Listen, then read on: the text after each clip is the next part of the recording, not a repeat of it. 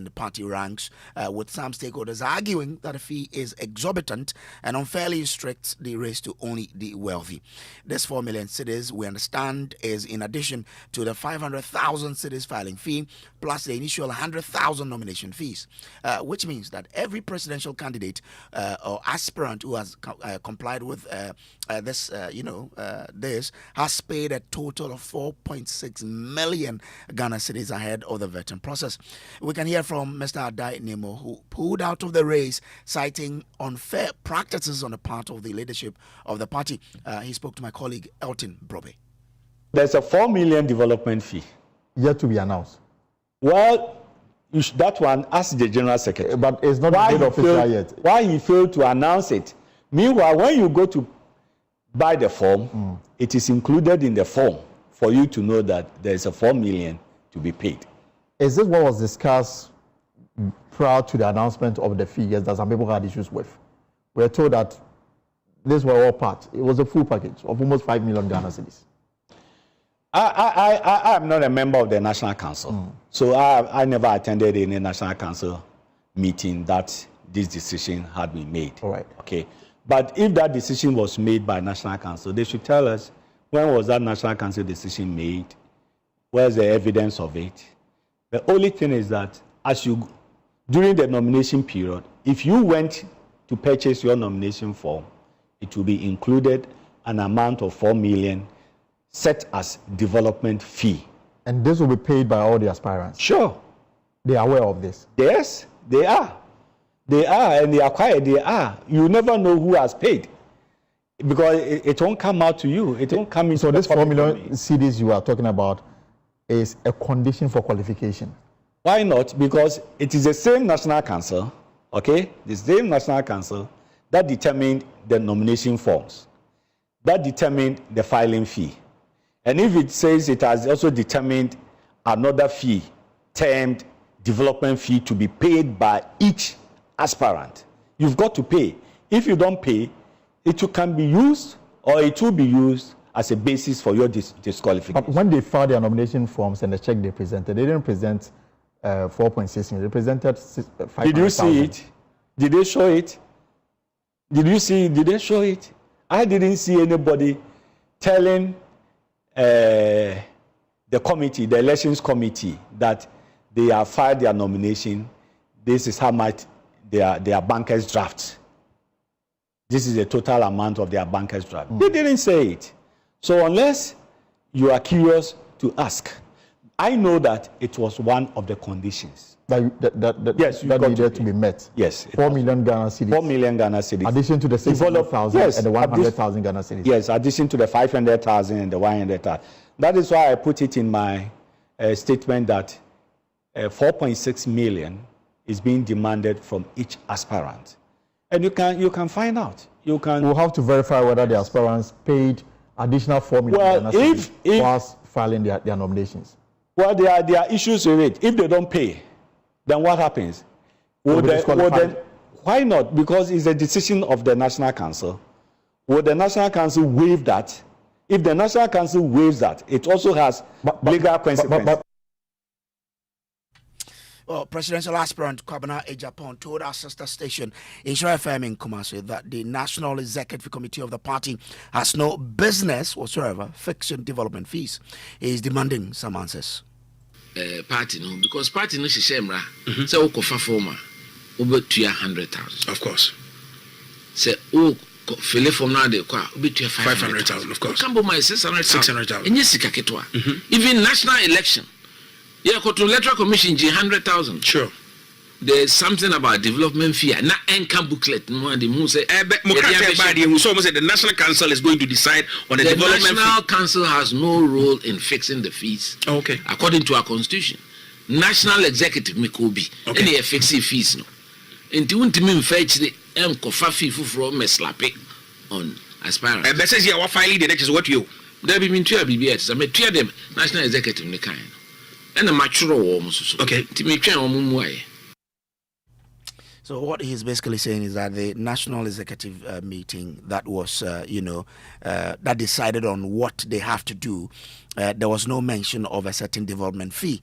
He says he has filed, but he has not paid the development fee. He's only written to them, demanding some answers, and he's waiting for those answers to be provided. He says his point is basically that the National Executive Committee have no business in, or has no business in fixing development fees. Now, so far, apart from Francis Adainu, who decided not to file his nomination, and of course Kwabena Japan, who said on record that he hasn't paid, we understand that a number of the candidates have paid this 4 million cedis, including the 2024 flag bearer, Dr. Mahmoud Baumia and Brian Achampon. Question is, how about the other two candidates? We'll get on the phone line shortly with them to find out.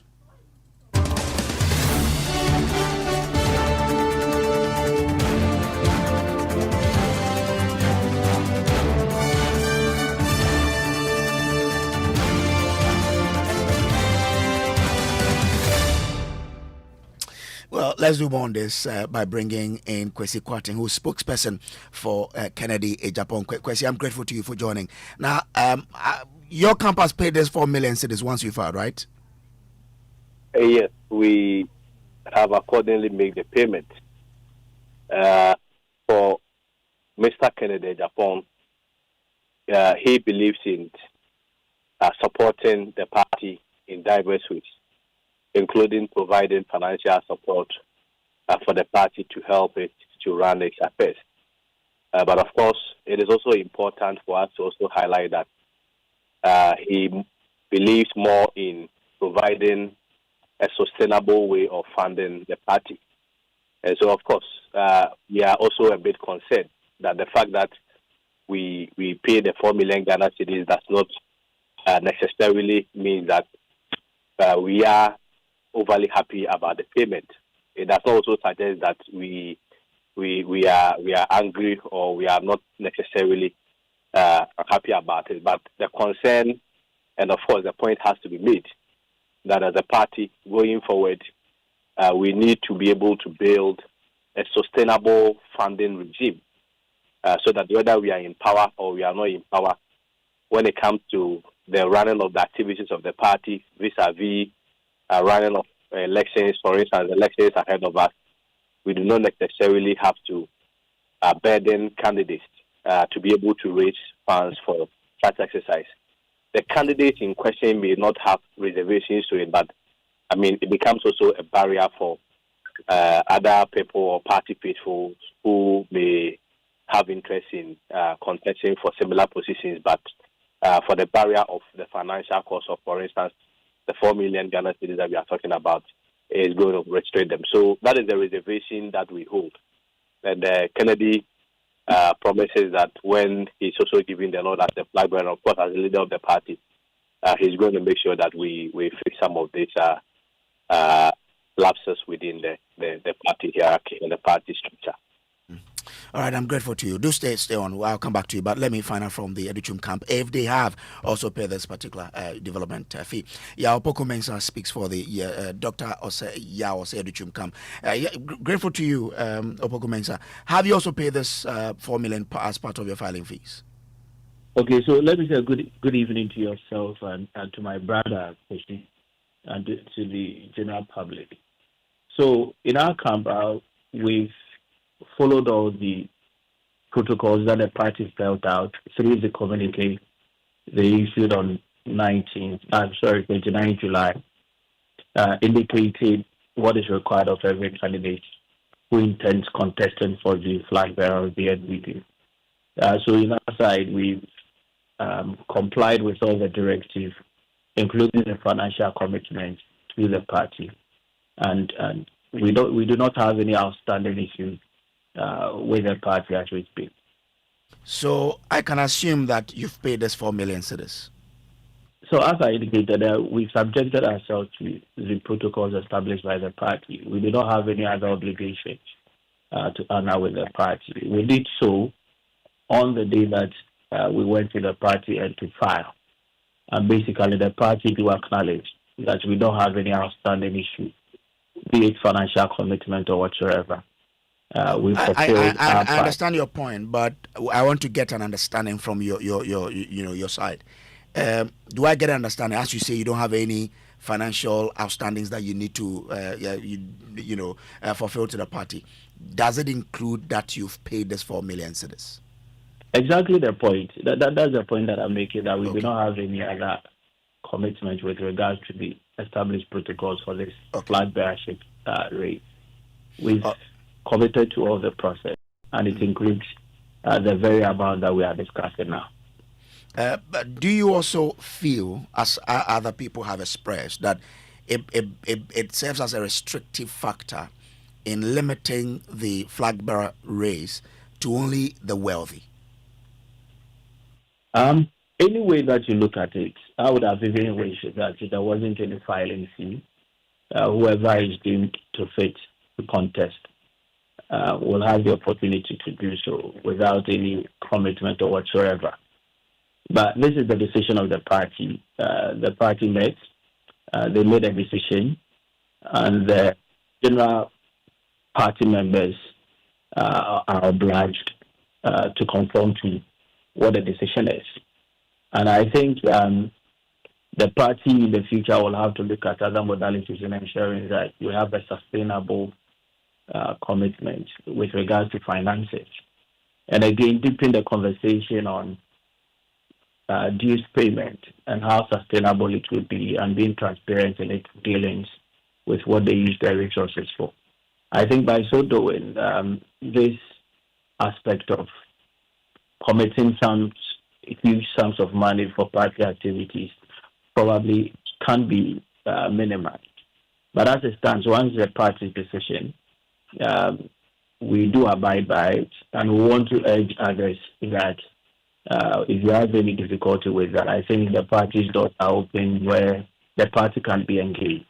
We wouldn't want to subscribe to the discussing some of these issues within the public space when we have the opportunity to engage the party and find some answers to some of the queries that we may want to make. But now, this is the decision of the party, and we've subjected ourselves to the due process. And we believe that in the coming days, the fire of here between, as the party has witnessed, not only contributing in terms of giving this or abiding by the protocols that was established, but it has been given supporting the party without making noise about it. And therefore, definitely, others will be required to do so. But I think in the future, the party will have to look at more sustainable ways. Dr. said that you must push some to them. But I believe definitely the party, after this process, will want to go into conclave and devise means of ensuring that. What's that proposal? Okay, so some of the proposal Doug has proposed to them has got to do with getting a proper database of our membership, and again, educating the base on the need to contribute to be part of the whole system, and ensuring that whatever we take from the party is used in the interest of the party without burdening too much the party members on some of these activities. By so doing, it's a proper database. We'll be able to strengthen the organizational aspect of the party. And when some of these activities come, the party will be in a good position to be able to finance its own internal affairs. All right. So some of them are stay with me. Let me bring in Kwesi. At what point did your team get to know that you're supposed to pay this money, which we know is a non-refundable fund? I didn't hear what you asked. I wanted to find out from you, at what point in the process did you get to know that that's to Kwesi. I'm speaking to Kwesi Kwatin. Kwesi, I want to find out from you, at what point did you know that you were supposed to pay this 4 million cedis development fee that is non-refundable? I mean, clearly it was part of the announcement that was attached to the nomination form. When the communique came out, there was part that, if you look at it critically, I think one of the documents, he stated that there is a development levy of 4 million Ghana cedis. But I mean, clearly, you and I know that the party leadership will maybe use money like that to run the elections. You see, previously what happens is that they rely on donations from party people who are willing to commit and help the party in that regard. But this time around, especially sequel to the incident at the conference which took place at the University of Ghana, where Kennedy Japan had donated an amount of 4 million, but it was clear that the conference was just used to project one individual. It was clear that this time around nobody is going to make such commitment. And so I'm sure in view of that, they have to, or the leadership had to, find a way around it, that this time around people may not voluntarily commit, especially when there are issues of mistrust on how contributions are used to project one candidate and one individual. So I'm sure based on that, they have to come out with this strategy that let's put a development fee of 4 million, which Kennedy Japan may not have a problem with it because, ultimately he believes in funding the party, supporting the party in many ways, and he has been doing that since 1992. But our reservation stems from the fact that we also have to stand for other people. It's not everybody that has the capacity to pay 4 million. And clearly, you and I know that there is going to be a huge restriction to other people. 4 million in old terms is 40 billion to be able to file your nomination. And the point has to be made that if the party was financially sound, if the party had built people, if the party had built businessmen, I'm sure people would have even voluntarily contributed to take care of this upcoming election. But so Kwesi, your point is that your party failed to build business people when it had power. So the point I'm making is that usually, of course, like the point Kennedy made during his unity tour, one of his unity tour, the point is that usually party, when you are in power, you also have to build the party people. And building the party people will also mean that you have to build party people who are into entrepreneurship, who are into businesses. When they are well built and they have the capacity, some of these things, they voluntarily come on board. Because you and I know that in Ghana, we do not have a defined framework for funding political parties. So it has always been on the benevolence of party financiers and party people. And so when you get into power and party people are not well taken care of, that is the problem that comes. You get to the middle, you require money from party, but the money is not coming. And in cases like that, when you are confronted with reality, you may have no option than to use approaches and mechanisms like this to also solicit for money from aspirants. We do not have a problem. We do not have a reservation. But like I stated, and of course I have to reiterate it once again, that in the future, as a party, and not only the MPP, but within the political processes, political parties should have a sustainable funding regime. And it's a conversation that broadly as a people, maybe we need to look at. Okay. Kwesi, I'm grateful to you for joining us here. I'll give you final words and then I can move on to Haruna Mohammed. Okay, so I think I want to reiterate the point that this is an internal process and the doors are not closed on party members. On the interim, I think if the party finds it important to meet other aspirants who are probably raising issues on it to clarify issues to them, I think that would be more helpful to the reputation of the party rather than opening up and discussing some of these issues within the public space. But again, the party, this falls within the administrative structure of the party. An internal mechanism will have to be developed in the future to ensure that we all contribute our quota in ensuring the sustainability in funding the activities of the party. It's very Okay, I'm grateful to you, Yao Mensah, spokesperson for the Dr. Yao Seduchum team. Kwesi Kwarteng, you heard earlier, is spokesperson for the Kennedy Japan team. Let's now bring in the Deputy General Secretary of the MPP, Haruna Mohammed, who has also joined us for some clarification. Haruna, we understand the deadline for paying this money was last Friday, correct? And what happens to aspirants who haven't paid? Thank you very much. I would like to say good evening to your charity listeners and those following you on Facebook and other social media. And good evening to my party members who have just spoken on your very respected platform. Equally if you can repeat the question again for clarity's sake. So I understand the deadline for paying this 4 million development fee was last Friday, and I want to understand if that's correct. If that's not correct, what happens to aspirants who have still not paid? I don't know. This question, if there is a deadline for something to be paid and somebody did not pay after the deadline, obviously the person did not pay. So we should not be looking for something as a remedy. There is a remedy in itself. And also there will be a vetting process of all the documents, including the person who have filed to contest. So until vetting is done and the report of vetting is submitted before National Council and adopted by National Council, I cannot say whatever will happen. But Haruna, we understand that failure to pay this 4 million development fee amounts to an outright disqualification. I have in my hand the memo as prescribed by the MPP's constitution to open nomination for application for presidential aspirants, which was dated on 29th of July 2025. I also have in my hand the guidelines for that, which was also released on the same day. And it is not mentioned in any of those places of the two documents that if you fail to pay specifically, that you are outrightly rejected.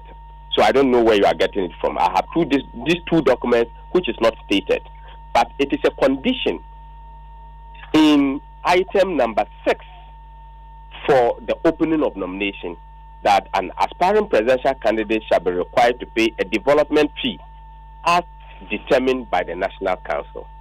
And if you take the guideline in item number 5 also indicates in the same sentence as a decision taken by National Council.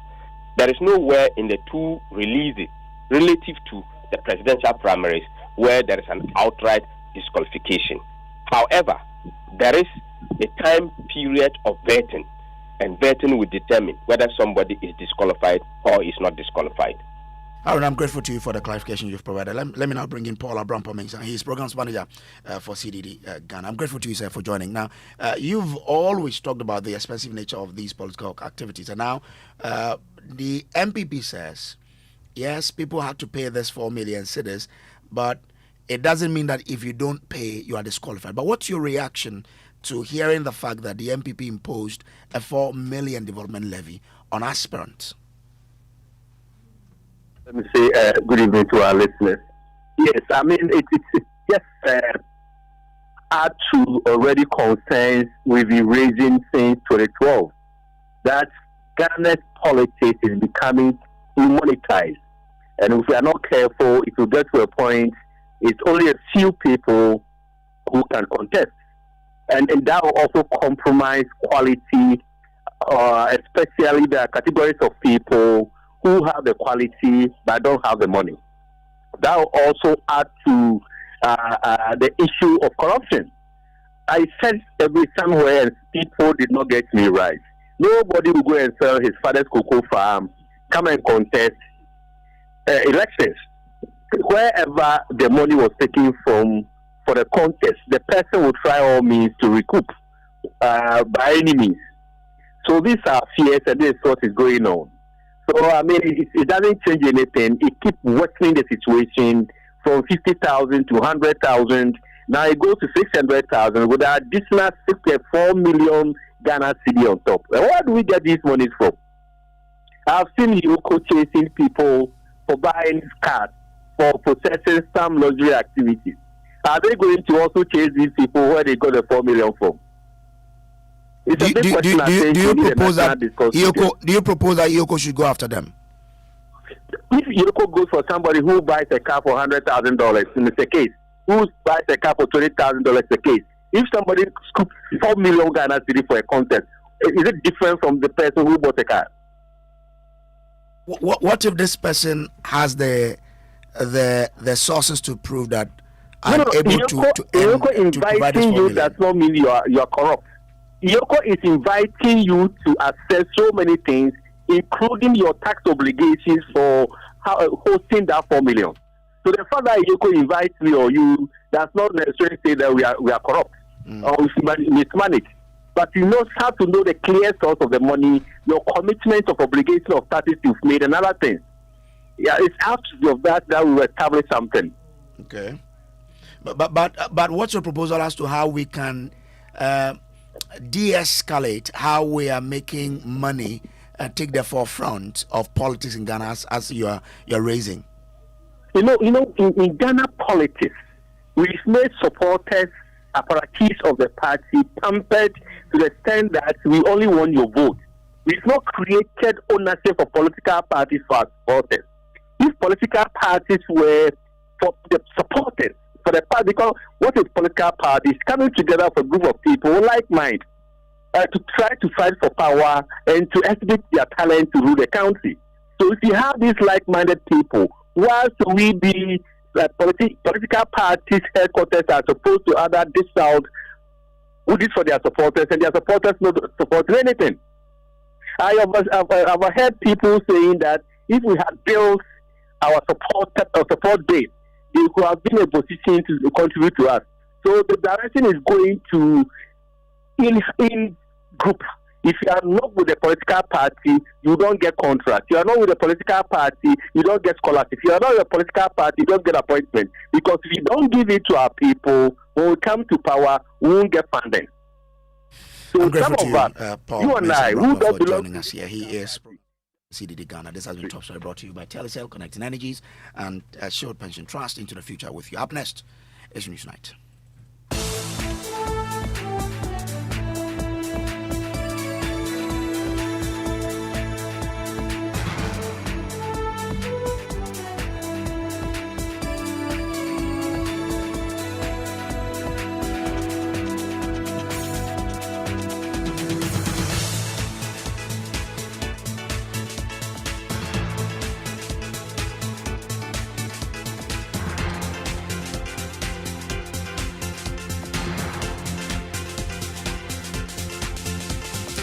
In the next 30 minutes here on Newsnight, averting further bloodshed, government's race against time to resolve Benyini conflict that has so far claimed at least 31 lives, with the setting up of a mediation committee with a 1-month mandate. The committee reflects government's commitment to peace, security, and social cohesion, as well as our resolve to ensure the safe return, rehabilitation, and reintegration of all affected residents. You want to stay with us for details of that. Plus, can they really achieve their objectives within the 1-month period? Details shortly. Also, tonight, a major tariff adjustment looms, with PULC weighing steep proposals from Gridco, ECG, and Netco to hike charges by as much as 200%, a move tied to government's push to wipe out the energy sector crushing debt. A major tariff adjustment which will be due in fourth quarter of 2025 to reflect capacity charges, additional liquid fuel usage, and additional capex. In business, Ghana's inflation and Bank of Ghana's reserves are expected to dominate discussions during the IMF Fifth Program Review later this month. And in sports, a destiny-defining day for the Black Stars as they come up against Mali in the next 1 hour.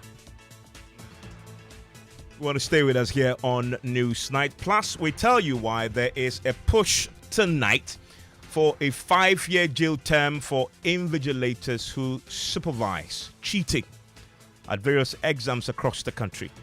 Anybody found with a phone in the examination hall would have their entire results cancelled. Talk about the coordinated form of it. I think that certainly there was something grave that went wrong in the course of the examination.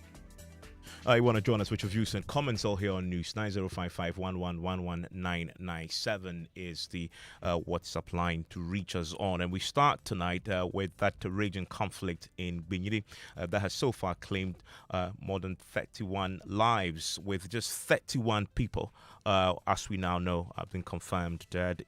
Some at least more than 13,000 displaced, forced to flee in search of refuge in neighboring Cote d'Ivoire. Government has tonight inaugurated a 7-member mediation committee with a challenging mandate to resolve the Benin land conflict. Now, the committee is now in a race against time to achieve its results, having been handed a 1-month mandate. Interior Minister Muntaka Mubarak has, in the last few hours, inaugurated the committee chaired by Mr. Emmanuel Bombande, former Deputy Foreign Affairs Minister and head of the West African Network for Peacebuilding, WANEP. The disturbances quickly spread to surrounding villages and communities, leaving in their wake the loss of precious lives, the destruction of property, and the displacement of men, women, and children who were forced to flee their homes. In response and acting upon the directive of the National Security Council, the Ministry of Interior has constituted this Ministerial Mediation Committee. The committee reflects government's commitment to peace, security, and social cohesion, as well as our resolve to ensure the safe return, rehabilitation, and reintegration of all affected residents. Your work as a committee are outlined in your terms of reference. It's critical. And that there is the Interior Minister, my colleague Collins Frimpong, just returned from that event and joins me in the studio. Collins, he talks about terms of reference. Yes. What do we know? Right. So according to the terms of reference, they include the safe and dignified return of the over 50,000 displaced residents, assessing the scope and dynamics of the conflict and evaluating losses and damage suffered. The committee is also tasked with promoting reconciliation and dialogue, recommending sustainable peace-building mechanisms, supporting the restoration of livelihoods, and providing actionable recommendations to strengthen local institutions. And who are the members?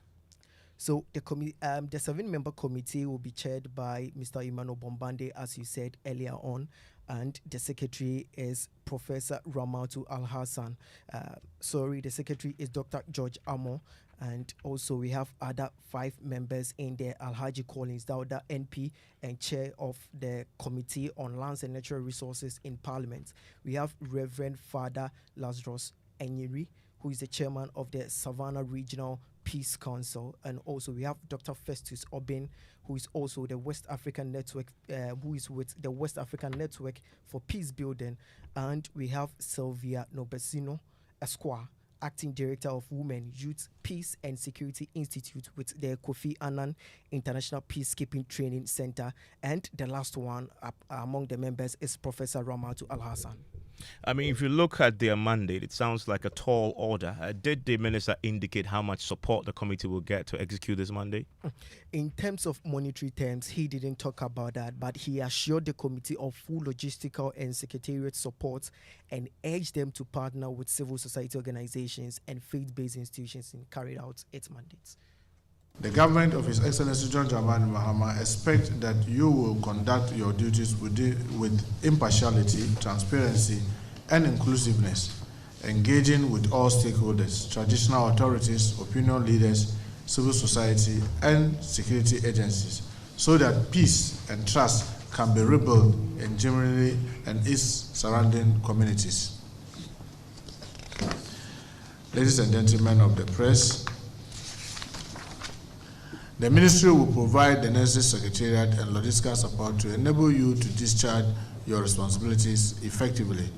I'll also encourage you to leverage partnership with civil society organizations, development partners, and faith-based institutions as you carry out this noble task. And thankfully, we can speak to Emmanuel Bombande, dialogue and mediation practitioner, former Deputy Foreign Affairs Minister, also used to head WANEP, and he chairs this particular committee, joins us via Zoom right now. And I read the terms of reference. It sounds like a very arduous task. How do you plan to approach this? Good evening, Evans. Good evening to you and all your listeners.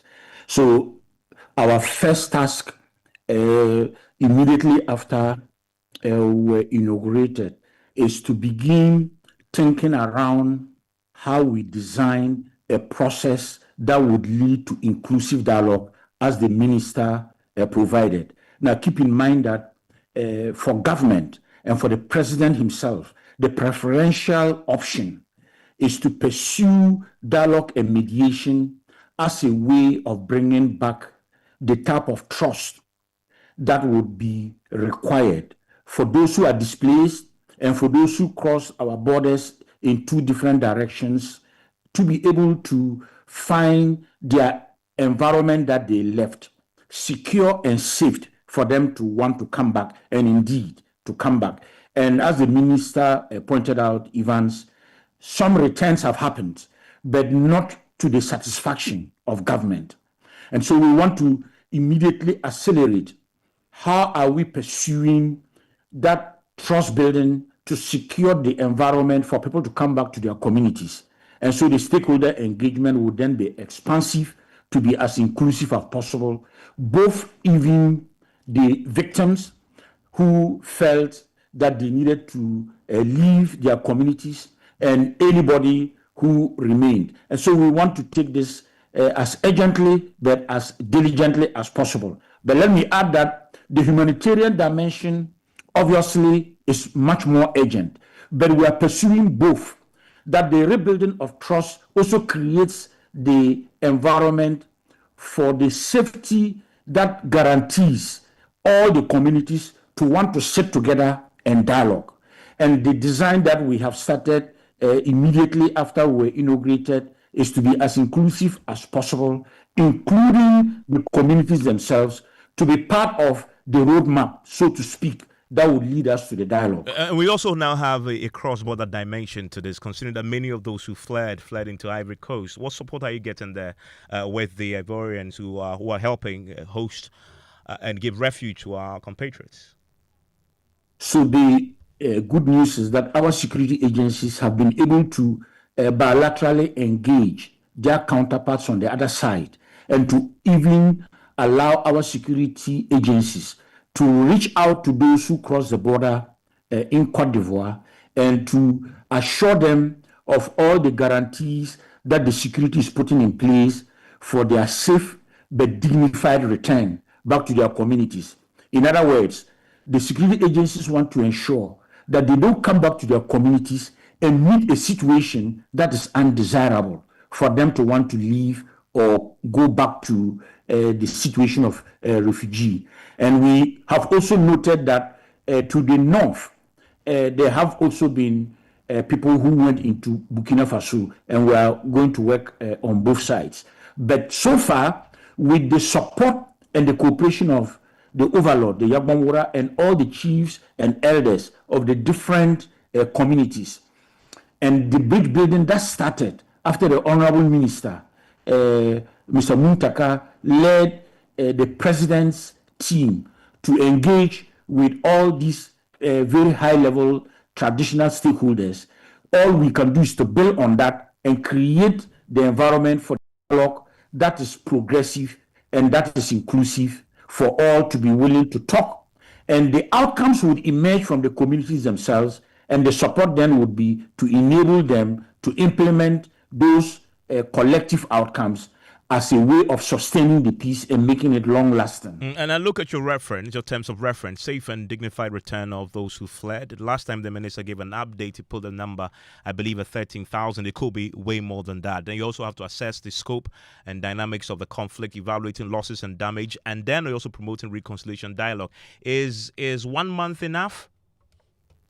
So if you look at the 1 month span, the emphasis during this 1 month is what are we going to do, as I have elaborated, to have an increasing number of returns that would be almost complete to the status quo ante. In other words, if we can get all the communities to return, that will already be a good start. But as we pursue that, we are simultaneously trying to identify with the communities inputting into it how the dialogue that we are emphasizing through the approaches that are mediation rather than commissions of inquiry will make the difference. And so we are hoping that in the next 2 weeks, we will have clarity on how that dialogue would happen and how it will be convened, and subsequently, therefore, the community engagement. We will then see at the end of the 4 weeks what it means in terms of the timeline.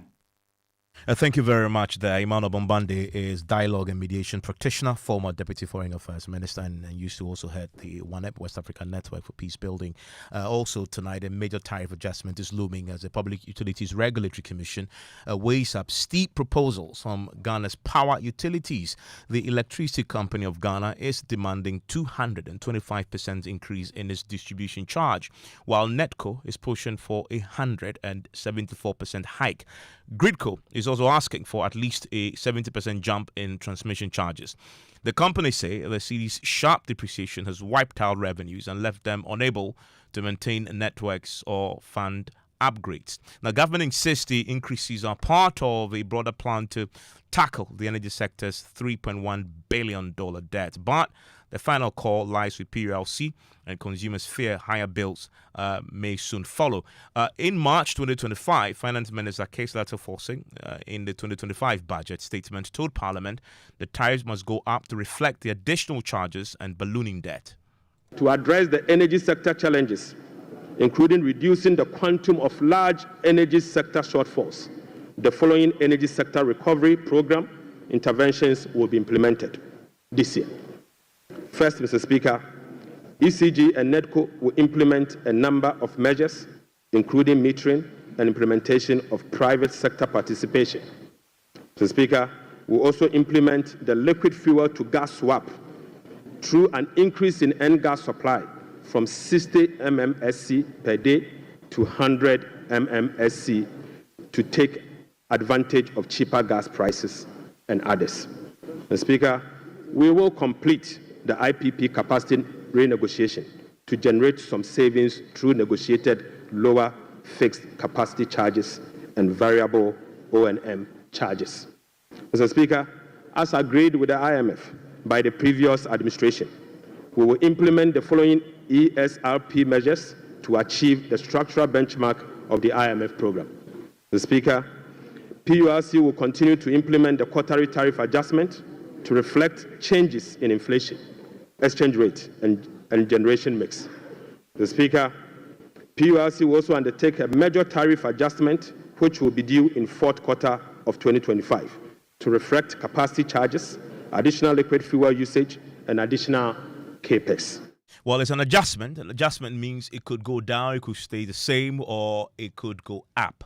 The major tariff adjustment window has opened now, and some of the utility companies have started submitting proposals to the PULC. My colleague Caleb Ziblim joins me in the studio with what we're learning from those proposals. Caleb, mainly the focus there is around the distribution service charge. What is that? So this is a component of the overall electricity tariff structure, and we have allocations to ECG, NETCO, and Gridco. So within the overall the electricity tariff, these agencies have their own tariff structures in there, and that's how they get paid. So that's what they use for maintenance, their day-to-day operations, and also staff salaries. And so why are these distribution companies proposing this increment? So all of them have the underlying factors, mainly because they say the tariff does not reflect the actual cost of power production. They also say the city has depreciated over the past 2 years heavily, which has impacted their operations. And they also say that this reform will be required to reduce the debt in the sector. The main question really is, how will this affect consumers? Okay, so if approved by PULC, consumers might face higher bills. Because, for example, if in the southern sector, that's where ECG operates, if you purchase 100 kilowatt hours per month, you would have to pay an additional 42 cedis if this is approved by PULC. That is if the PULC agrees with the ECG. Yeah, with the ECG. Now, in the northern sector, that's where NETCO operates.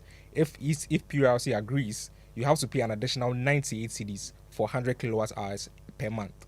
Now, that said, PULC does not always grant the full amount that's requested by the utilities.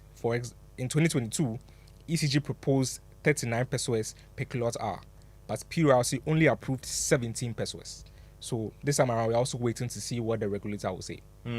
Thank you very much. I want to bring in the Deputy Ranking Member on the Energy Committee in Parliament. He's also the former Deputy Energy Minister. Joins us on the line right now, Collins Adomako Mensah. I'm grateful, Mr. Mensah, for your time here on Newsnight. So we've heard and seen and read the proposals from both ECG, Gridco, but also Netco. ECG, of course, is the one that we are all watching very closely. 225% increase is what they're asking for.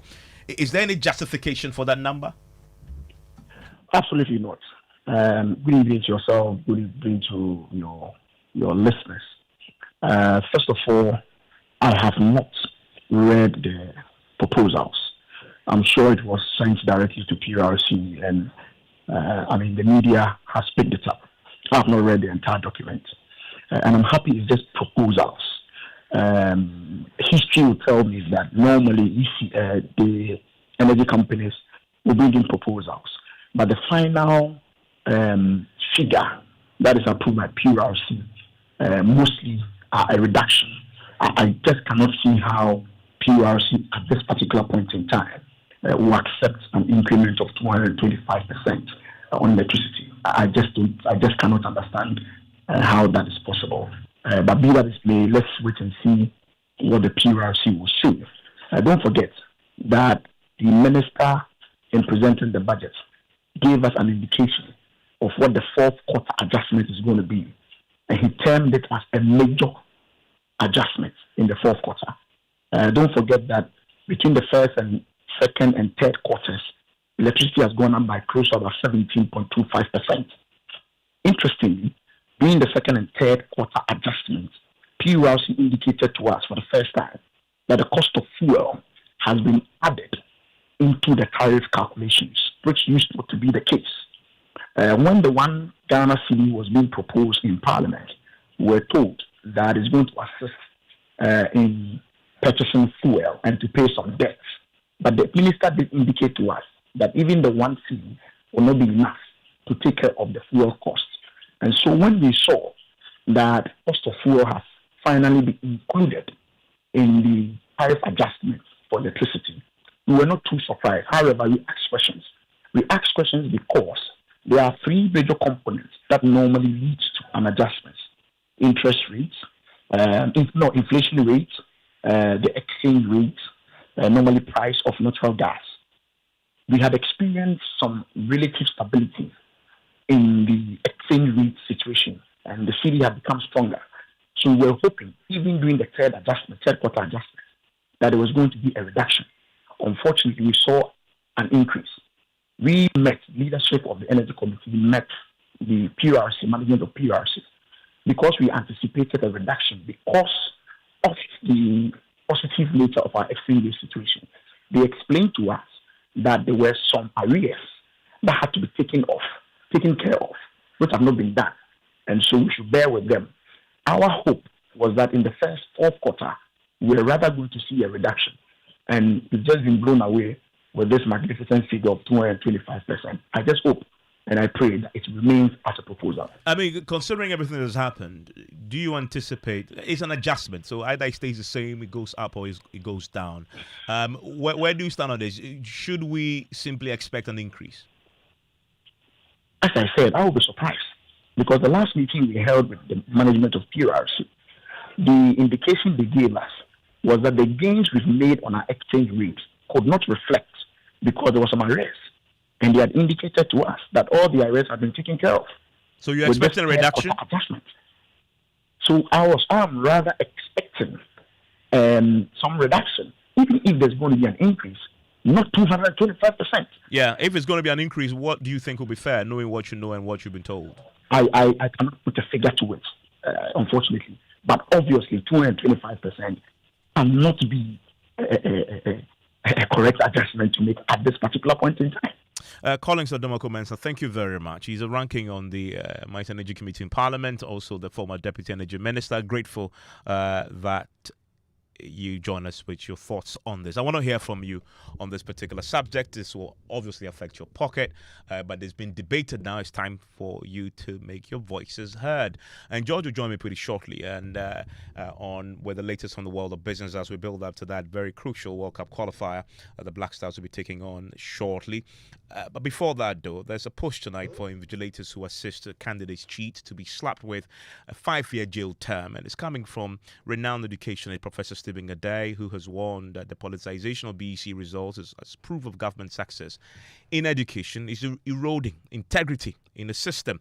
Now, reacting to Joy News' latest documentary, Dark World of BECE, which revealed how some GES officials, supervisors, head teachers, and invigilators turned the exams into an organized crime syndicate, Professor Adai said the society is losing its values. We'll hear from him pretty shortly, but here's an excerpt of the documentary put together by GH Probe's Francesca Enchel. Exam materials for candidates to commence writing.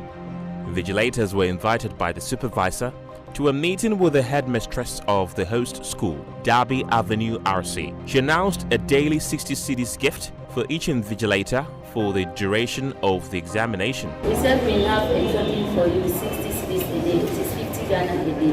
They'll give it to you, or we should be making it every day 60 Ghana, every day 60 Ghana. So that you know we are stated for you for the week, because we are public schools. I mean, we would like to take this daily. Daily? Yes. What is it? So after the week, we'll bring it. Yes. Candidates were also instructed to give their invigilators money at the end of every day's examination. At the St. George's Anglican Basic School Exams Center, payment was made in bulk. The supervisor handed envelopes containing 400 cedis to each invigilator. Any payment that is made in the course of the examination to an invigilator, a supervisor, is illegal. It is not coming from WAEC. WAEC does not pay money in the course of the examination. We don't do that. Not many schools wrote the final paper, so for the centers investigated, the exams ended on the 17th of June 2025. Days earlier, candidates at Derby Avenue were informed to prepare financially for an offertory called the Asada Offertory, which will be collected before the start of the final papers at the center. And you want to catch the full documentary, it's on many social media platforms, but it's also going to be live on the Joy News channel at 8:30 tonight. We can now hear from Professor Stephen Adai, who's calling for urgent reforms and stiffer punishment. Every student doesn't get the same, but we have synchronized it.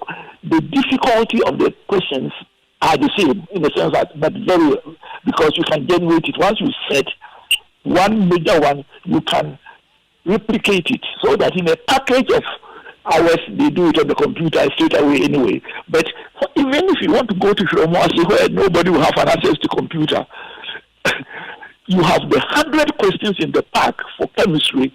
Each one of them is different and packaged. So there are, at this moment, we have the tools to be able to do so. Again, the idea of the invigilators coming from the GES, I think that we must stop it. Let WAEC recruit its own invigilators, and they are deployed only at the last minute. Why? Because you wouldn't know whether you are going to Kumasi or you go to Brahanababune. So that will be different. So in the WAEC side, and since the time will not allow us, I can go through a lot more that WAEC can do. But that is the end. Professor Stephen Adai there. So live your news tonight on Joy 99.7 FM. And George Jaffe here with the latest from the world of business. Hello, George. Hi, Evans. And coming up in business, Ghana's inflation and Bank of Ghana's reserves expected to dominate discussions during the IMF 5th program review later this month. And engineers and planners urges public to disregard purported statement coming from owners for Zuma Resources insisting the takeover deal has been finalized, securing the necessary approvals. The business news on Newsnight is brought to you by MTN Business. Welcome to the new world of business. Kingdom Books and Stationery, your number one stop shop for all your office essentials. Sintas Tanks and Pepsodent Herbal and Chaco. Let's now settle for the details. The country's inflation performance and Bank of Ghana's reserves are expected to dominate discussions during Ghana's program review later this month with the IMF. There is more in this report. This review will focus on the country's economic data ending June this year. However, some of the critical areas that will be on top of the agenda during the meeting will be the performance of inflation over the past month and what should government be doing to sustain the recent good run, as well as whether there might be the need to introduce some fresh measures should inflation rates start going up later this year. Again, what can be done to sustain those levels if Ghana should get into a single-digit inflation range next year? Ghana's international reserves have hit record levels based on recent development in the economy, but are there any threat to these reserves? And what is the Bank of Ghana doing to ensure that it does not end up using all these reserves to defend the Ghana cedi? Another issue that has come up strongly is revenue, and what is government doing to improve the situation? The IMF is raising this question now due to the fact that the Ghana cedi's sharp appreciation has impacted badly on the country's revenue. If Ghana passes this FIT review, it could be getting some $360 million that could hit the Bank of Ghana's account by end of October this year. And that is a business desk report. Now, mining services firm Engineers and Planners is urging the public to disregard a statement that is coming from Azuma Resources. According to Engineers and Planners, this deal has been finalized, securing all the necessary regulatory approvals and share transfers. Bobby Banson is lawyer for Engineers and Planners. Has been speaking to my colleague Darrell Kwao. You made reference to a statement that you said was issued by an entity claiming otherwise. Have you seen that statement yourself? I have seen that statement. I have it in hand. I could read bits of it for you. No. Can you tell me who signed that statement? Well, it doesn't have a signature to it. Unless, of course, if there's a name at the end of it for media inquiries from Priyanka Dutt, Account Director, Rastrum, for any further information concerning this. Have you found out what Rastrum is? You can help us with that information. A simple Google search will show you that it's a PR company. So the statement you have, it's as if Multimedia, or Multimedia Limited has issued a statement, and the statement it's not signed by any officer or employee of Multimedia, and the statement is rather signed by, let's say, another entity. And so you know how to treat those statements. And so, like we've indicated, as far as EMP is concerned, it has completed all the legal requirements to acquire all the equity interest in the entities that own the projects. And any person who is claiming otherwise would have to present a legitimate claim. And that is the lawyer Bobby Banson speaking to my colleague Darrell Kwao on the Business Live on Joy News earlier on today. Now, international relations ex-professor Vladimir Chidanso is urging Ghana to push for a review of a decision by the Millennium Challenge Corporation not to support Ghana next year due to delays in finalizing the debt restructuring deal. Ghana has been taken off the list of countries that could be benefiting from the corporation's support going into next year. Professor Chidanso says that the time has come for Ghana to take some tough stance on these issues. We want to be resilient and dig our own way out and not rely, because if you rely on this permanent, then you will see that you are a certain when they will. So for me, yes, automatically can review. But if they don't, let us be resilient in our, let us understand what is at stake. Because what they might be demanding of us might be some security guarantee. Give us your airspace for something, or give us an airbase, or give us whatever it is, which they are doing to almost every country. And they've done this to every, and they are building. And that is the international relations expert, Professor Vladimir Chidanso. And that's all for business on Newsnight, and the events you are getting ready for. The do or die game against it's a do Mali or die because we didn't do as expected. As for the World Cup, there has to be a must. We have to go, especially because it's in Trump land too. So I know many of our friends want to take advantage, to sneak in back into that country. But listen, there's a fantastic gaming prospect now, and Mukhtar Nabila joins me to look forward to that particular game. Tell us about this. Well, as a Game that could determine whether Ghana will still be in pole position to qualify for the FIFA World Cup or not. As it stands now, the Black Stars have got just 1 point seated at the top of the Group I. So clearly, Otto Addo is very much aware of this, and he has made changes to the lineup that started against Chad. Let's go through that now. We have Benjamin Asari in post. Caleb Renchi keeps his place. Jonas Ajete also keeps his place, but Jerome Opoko, he has been dropped to the bench for Mohamed Salisu. Thomas Partey, whom we were made to understand that was ill prior to the game against Chad, gets a start later today. And Kwesi Sibo, who plays for Real Oviedo, he came in because Suleiman Ibrahim got injured and had to be flown back to Bologna. He also gets the opportunity to start. Jordan Ayew also starts. Antoine Semenyo, Gideon Mensah, Mohamed Kudus, and Alexander Jiku. These are the men Otto Addo is trusting to line up against Mali later tonight.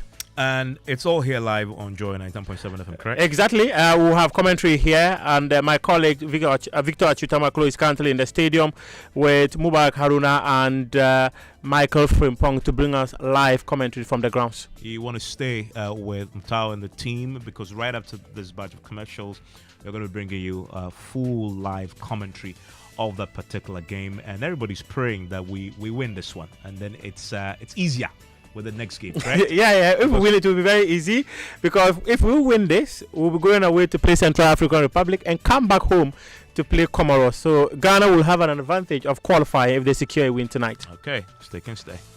Telecel SME Month this September under the theme Connecting the Next Generation of Entrepreneurs. For our young emergent entrepreneurs, this month is loaded with major vibes tailored to your growth and ambitions. Sharpen your skills at the Telecel Business Runway and the AI Workshop, and connect with other change makers at our very first Telecel Red Mixer, an exclusive networking event. There's more. Unlock tailored products designed to match your unique business goals this Telecel